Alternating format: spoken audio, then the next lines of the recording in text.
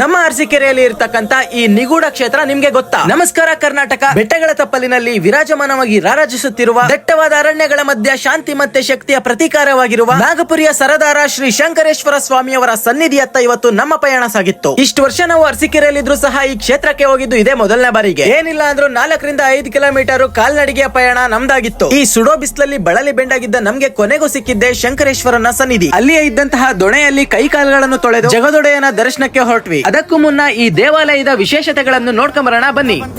ನಕ್ಷತ್ರ ಆಕಾರದಲ್ಲಿ ಇರ್ತಕ್ಕಂತ ಈ ದೇವಾಲಯನ ನೋಡಿದ್ರನೆ ಅನ್ಸುತ್ತೆ ಈ ದೇವಾಲಯ ನಿರ್ಮಾಣ ಮಾಡಿರೋದು ಚೋಳ್ರೆ ಆಗಿರಬಹುದು ಅಂತ. ಅದರಲ್ಲೂ ಇಲ್ಲಿಯ ಶಾಸನ ಕಲ್ಲುಗಳನ್ನು ನೋಡಿದರೆ ತಿಳಿಯುತ್ತದೆ ರಾಜನ ಮನೆತನಗಳು ಇಲ್ಲಿ ಆಳ್ವಿಕೆ ನಡೆಸಿವೆ ಎಂದು.